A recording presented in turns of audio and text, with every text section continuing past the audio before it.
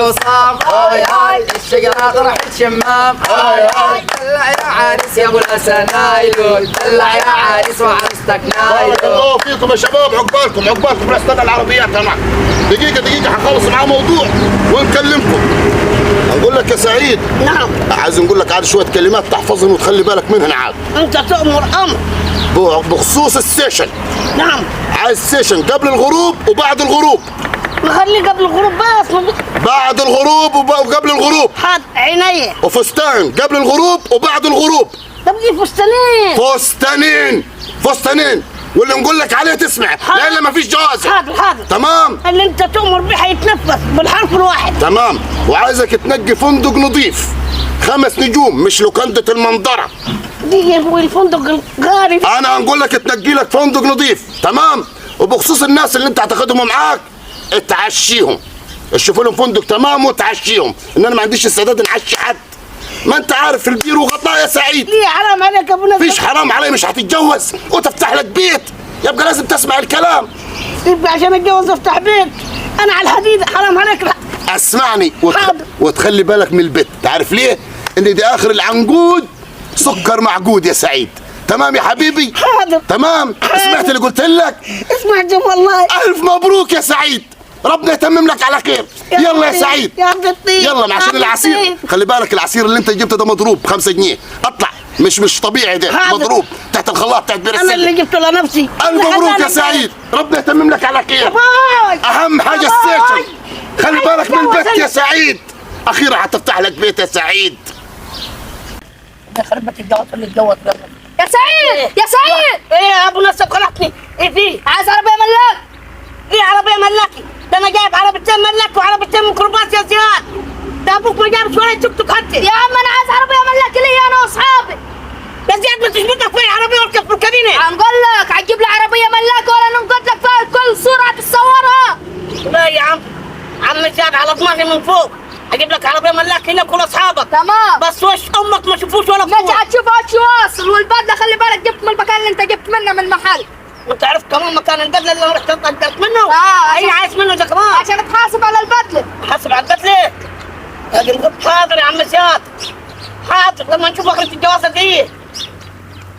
اخويا اقول لك شوف لي معاك 20,000 جنيه يا اخي. ليه 20,000 جنيه؟ ده احنا جبنا كل حاجه، العفشه وكل حاجه في البيت، ليه بال 20,000 جنيه؟ يا عم الله يبارك لك، والله انت ما قصرت معاي، بس الطلب ده اخر حاجه عشان عايز اعمل سيشن. ايه السيشن ده؟ سيشن ده تصوير. تصوير؟ ليه ما التصوير ب 20,000 جنيه؟ مالها هيعملوا لها غلاف؟ ما اعمل تصوير نهاري وتصوير ليلي. تصوير نهاري وليلي؟ ايه ده؟ ما هتصور وين انت؟ هصور في الفندق. وين؟ في الفندق. ليه طب ومال الفرن؟ فرنيه انت دقه قديمه تمام، وهتجيب لي الجرس وابوها طلب مني لازم في الفندق واجيب لها سيشن نهاري وسيشن ليلي. طب بلاش الفرن. التوته اللي عند بنت خالتك فتحيه ماله؟ دي الصور عندي على العظماء. يا بيبا العظماء بلا هنين بيتي، انت هتعيش ترجعنا تاني لايام زمان، انت عايزهم يسيبوني؟ يعني خلاص باقي على حاجات بسيطه هندقق. صورها في القصب مناظر طبيعيه. يا بوي ما تضايقنيش هذا عشان خلاقي بديك بسرعه. انا دي طالبه مني فستانين، يعني ابوها بص ناحل وبري، اديني 20,000 جنيه دي وتسهل. ليه ما الفستانين يا؟ ما الملكه في بريطانيا فستانين ايه تلبسهم يا ليه ما الفستانين؟ وتروح الكوفير مرتين وتعمل مكياج مرتين. ده الدراسه ده شعارها كان يغسل بالمواعين لما ما يلقى في بيته. انت تعبان يا ابوي بحبها وهاخدها انا. طالما ابوها قال لي على الحاجات دي مش هتاخر عليه. انا طالب مني عربيتين ميكروباص و2 ملاكي، والواد غلس عليه خلاني اجيب له ملاكي مخصوص لوحده. ليه ما نروح على الحج ياك؟ عربيتين ميكروباص وعربيتين ملاكي.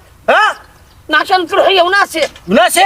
طب ليه تروح هي وناسي؟ اللي امال تروح هي وناسي مادة رحمن، مش رايحين تتقدروا الصور التوهيه؟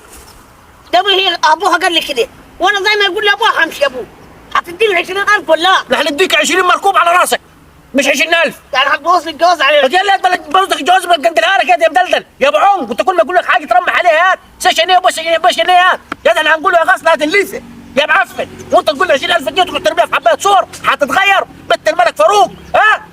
ده الشقه في رجلي يعدي بس. ده ابوها لي 6 سنين على راسه، دلوقتي انا في الستيشن وعايز اتصور. يا بنتي حاطه مكياج بص مخليها بص حاجه تاني. مكياج؟ وش تعمل الابره في الصاروخ؟ ما تحط 3000 مكياج. هي برضه بنت الملفوح.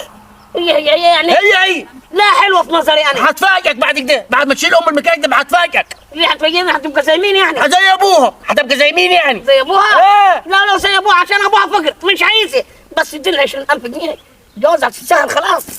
خلاص مش عايز. مش يا مدلدل يا ابو عنق، ما خربت البلاد يا ام عنق. 20,000 جنيه مصاريف تافهه عشان تروح تصور بيها وتعمل سيشن وبيشن. اخص عليك يا مدلدل. لموها اما تعنق عمالين نقولوا يا غسلة الليفه ووفق ده على ده عشان الشباب يتجوز ويتجندل. سيشن قال مرحب يا اخي.